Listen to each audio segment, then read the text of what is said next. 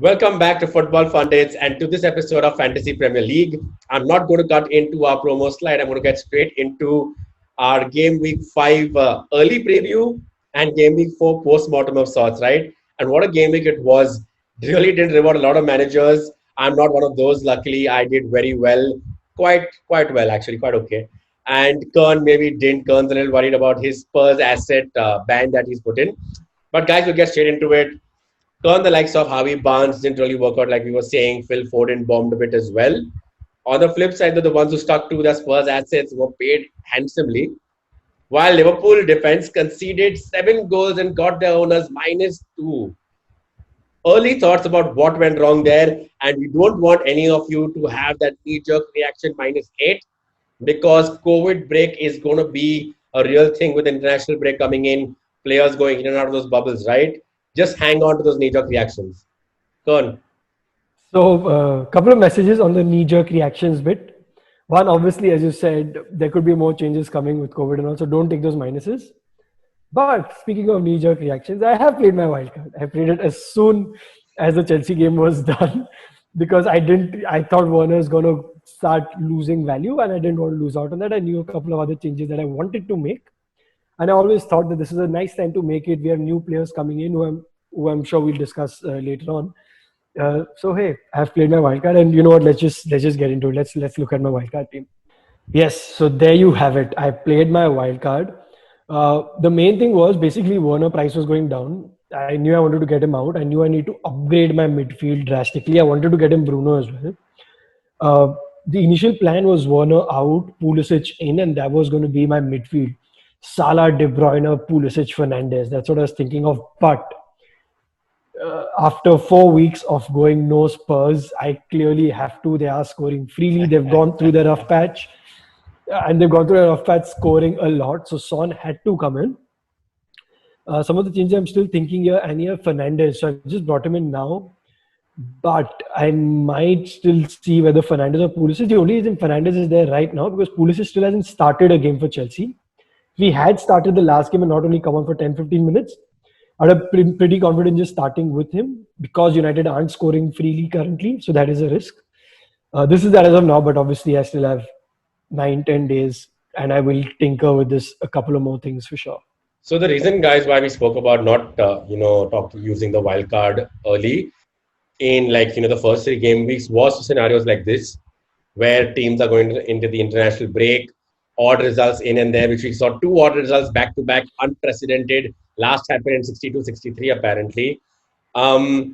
Okay, so Kern has used his wild card. I don't think it's a wrong call, Kern. Your team was kind of going nowhere, and you cannot miss out on the likes of Son as of now anymore, right? They played out those qualification rounds in the Europa. They came out of it. They played 4 games in a week almost, and they won those games, right? Spurs show that they are the metal, and I've had the likes of Son and Kane in my team from the very first week where we had the discussion in our first draft episode, right? And I told you why I'd kept them. It could be a big risk because they're not cheap. 9 and 10.5. At 10.5, Kane is the second most expensive striker along with Aguero. But luckily it worked out for me because they did show the form which we expected in Mourinho's second-year teams. I look at our side count right now. My only weak link I see is Fernandes, like you said. And we spoke about having United assets in your team with this fixtures coming into game week 4, 5, 6, 7, 8. Not the best fixtures as well. Everton, Arsenal over there. And this team doesn't look that good. We spoke about Chelsea though, guys, and this is where I'll emphasize. I think Chilwell is a good pick by Kern. You should look at Pulisic. Pulisic is going to be fit. He will definitely start the game, I feel, after the international break. COVID permitting, obviously, because COVID is a factor really messing with everybody. But in this case, since you have the wild card, Kern, and won't be a problem for you, you can make those worst case switches. But it might affect the emphasis of you using a wild card, right? I think Ings, after this fixture, has slightly better fixtures coming up. The toss-up, Kern, is again Jimenez and Ings, right? We spoke about this last week. They both blanked. But Wolves are just always not looking like that side who gets those 3 goals, right? Those 1-0, 2-0 are what they do, which is why Jimenez is just someone I've not considered yet myself. I don't think I will be. I'm very happy with the balance of my strikers as of now, including Mitrovic in my side. But yeah, I think we all have to consider because Justin is someone who might be going out if Pereira comes back in the end of October. Yeah, man. So I just said Chilwell is one of the changes that I made. I've taken out Trent Alexander-Arnold and brought in Chilwell. Allison is out for a while. They have Adrian in goals, so I do see Liverpool leaking goals. And if they are leaking those goals, if they're not giving me clean sheet points, I think Chilwell will provide attacking returns. He played one full game for them in the Premier League and he got a goal and an assist and a clean sheet. So, he's got it done. And we've seen the likes of Marcus Alonso become FPL legends in a Chelsea squad. And I think Chilwell, he's already proven to us he's a great FPL asset. He's at 2 million cheaper than Trent Alexander-Arnold, who's not guaranteeing any returns right now. And then that 2 million has helped me, absolutely stack up my midfield. And if you see, my forward line isn't that weak either. So I think, just changing that Trent Alexander to Chilwell right now has enabled me to do that. Whether I go back to Trent in the future, we'll see. But I think as of now, I'm fairly happy with this. This is one of the decisions where even if it goes against me, I'll be like, you know what, I made a rational decision and then I've taken it. Don't be one of those knee-jerk reactions that sometimes happen with captain picks. So, Karan, that's the funny thing, right? That's where we differentiate over here. I went with the 4.5 defender only strategy the first 3 game weeks, and you told me it would be very risky, and I knew it would be risky, but I knew to the intention that I had a feeling that Liverpool won't start off as strongly defensively the way they did last season. I felt those cracks were there in the squad, in their defense, and I was proven right, luckily for me, which is why you see my rank right now in the world. I'm at 15,000. I think one of my highest ranks ever in FPL history. And you've now adopted the same strategy where I think after game week 6, when I do wildcard mostly, I'm going to get in Robertson into my team like we spoke about last week, because I feel Liverpool's form will change from here. And if you are to have two sides bouncing back from a bad defeat and a side who's capable of doing it, I think Liverpool are, which is why I would consider keeping my Liverpool assets in my side. Guys, not taking out Salah, not taking out Robertson and Trent for sure. Unless, of course, you're looking out to balance your side like the strategy which I've adopted now, which Karan's showing you, which is quite effective. Only if you max out the midfield and make sure you spread it out like he has. Now, only like we spoke about, the concern here is Bruno Fernandes and Manchester United's form. But there is a fix over there getting in the likes of Ziyech, he's going to be fit. Basically, a Chelsea asset. Ziyech, Havertz, Pulisic. Any of those 3 could do a great job for you with Chelsea's form, right? Definitely wants to keep an eye out. Yeah, so that's the idea. So my initial plan was to actually go Trent to Robertson and just save that 0.5, because I don't think there's that much deferring them right now. In fact, Robertson is looking very good attacking-wise, right? Even in the close of last season, he was looking really good. So what I'm going to do is right now I've taken Chilwell, but once Pulisic starts, I could easily see Fernandes going back down to a Pulisic, and that 2 million then going back into my defenders and then going back up to a Robertson or Trent. So I have sort of planned for that. So, that is something that, as you say, if you're looking at, keep some changes in mind, look at what your weak points are, see how you can work around them and sort of plan for those. I think that's key for a full season, to sort of be a little flexible with the changes you're making. And that goes for a forward line as well, right? You mentioned Wolves earlier and I completely went past that. One of the things I do miss is not having a Wolves player in this team right now, and I will look at maybe trying to get in a Saiss, or a Podence, if I can bring them in there. I don't think you have the mobility to take out any of those players and get them in, because you've maxed out your. So I know you had Alan Saint-Maximin, right? Because I had him too. The reason I took him out last game week for Barnes was because I didn't know if he's going to start. I had Lascelles on my bench who wasn't going to start. So I had essentially no players coming in, and I took the risk of keeping Son in my team, having that inkling, that feeling that Mourinho was trying to play those mind games with Ole, and he won it, right? So I decided to take out Maximin. Didn't work out for me, obviously. Apart from United, you've still got 94 points. So I know, but I'm just saying that apart from United, though, they have a good run of fixtures after that, right? Maybe Maximin at 5.4 still is a good option to keep in your team, guys. Is just what I want to come from there. But coming to Karan's point, he's gone down to 5.3 now, by the way. I was just making the changes. He's gone down to 5.3. Was so infuriating. I thought he'll go up after it scored. Wait, this happened. This happened right while recording, because it was 5.4 when we just started, just right now. Now, so before I took the screenshot, I made the change of bringing Fernandes in for Maximin. He went down to 5.3.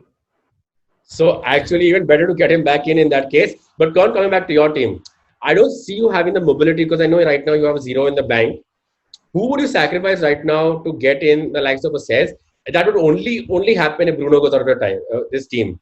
It doesn't make sense taking out De Bruyne. Obviously not Salah, obviously not Son in this form.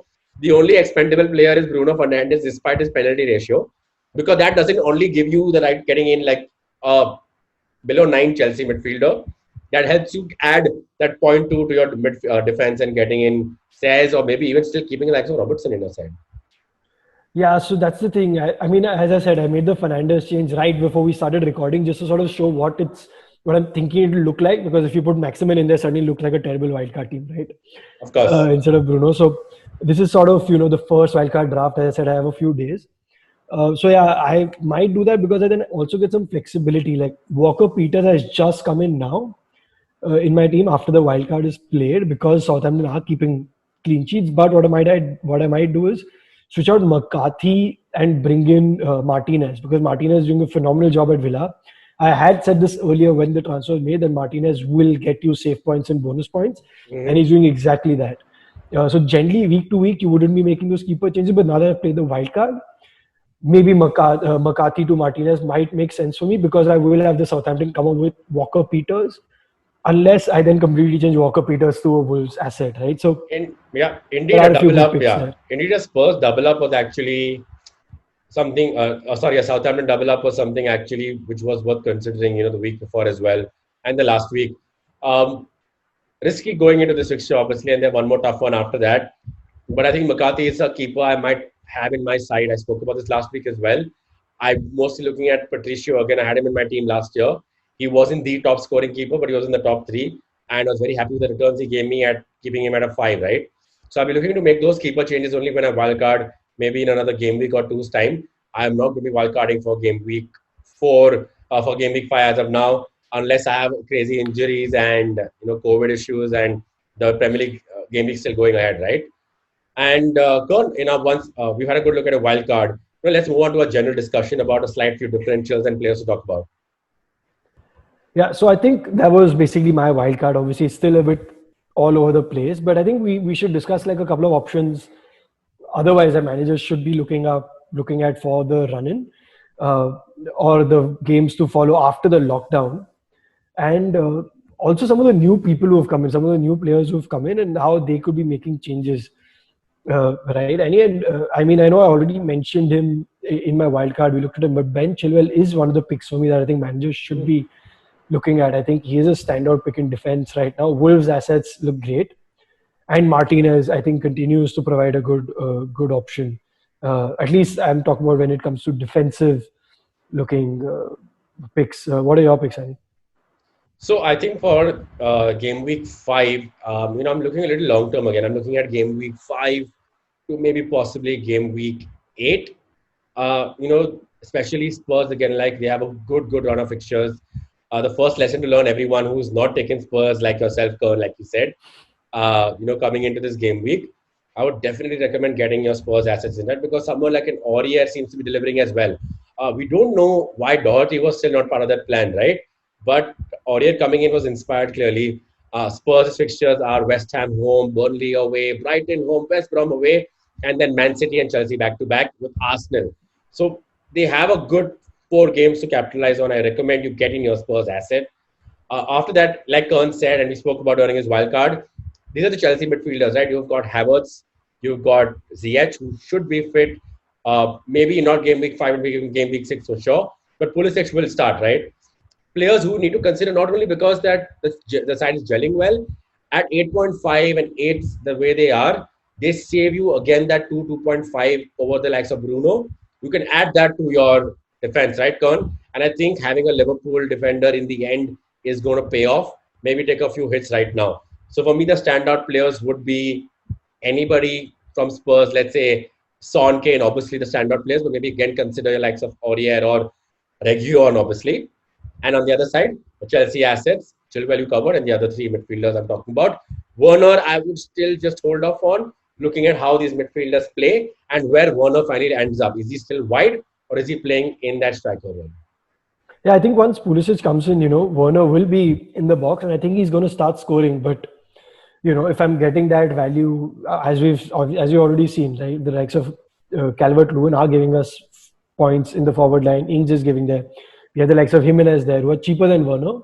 there's a cheaper route into those points through the midfield of the players you mentioned, GS, Pulisic. So it just makes more sense to go there for now.